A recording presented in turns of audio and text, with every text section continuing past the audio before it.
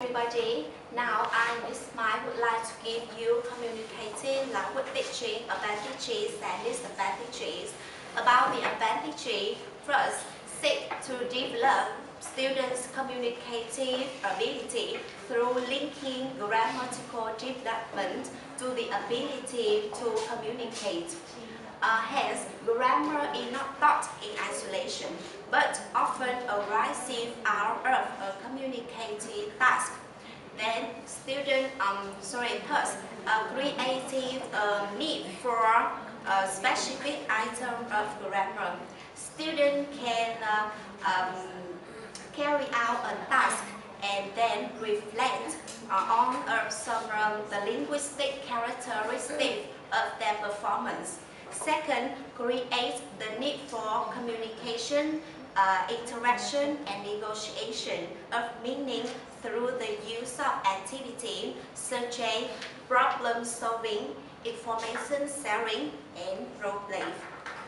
Third, provide opportunity for both inductive as well as deductive learning grammar.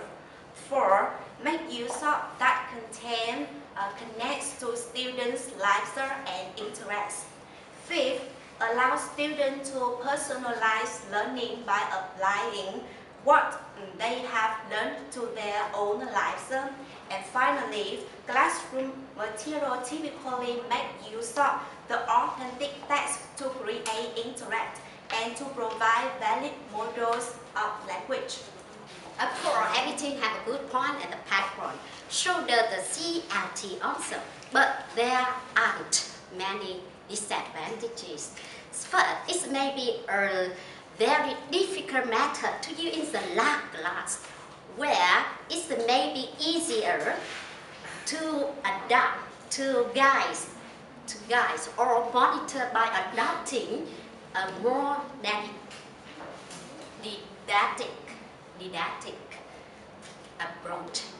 And of course, we as students, if we would like to have a good teaching or a good class today, that day, we must spend much time having a good preparation for our class. And the last, the student with the low level of the proficiencies in the target language, they may find it difficult to participate on.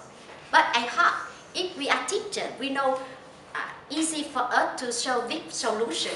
I hope this method very difficult for our Vietnamese English teacher. Please wait. Okay, good. I hope you now have a clear idea of classroom activity in communicating language teaching. It focuses on accuracy versus fluency activities, information gap activities, and jigsaw activity. Besides that, many other adjective types have been used in communicating language teaching. They are task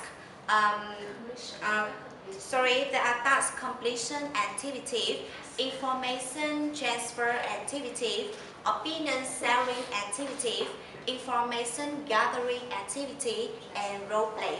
You also know about advantages and disadvantages. Okay, then to sum up, I would like to give you my conclusion.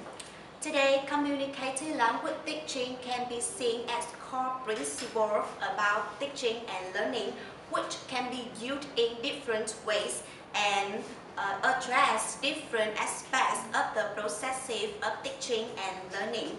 Some focus centrally on the input to the learning process. Third, content-based teaching strategy that the content or subject matter of teaching derive the whole language learning teaching.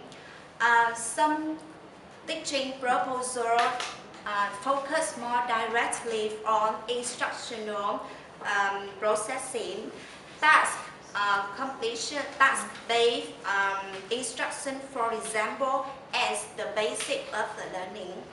Others such as ability-based instruction and text-based teaching focus on the outcomes of the learning use outcome or products as the starting point in blending teaching.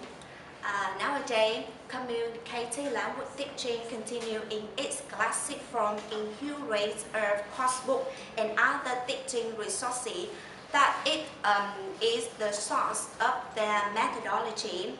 In addition, it has influenced many other language teaching approaches. That brings us to the end of our presentation. Thank you for listening. If there are any questions, please ask us.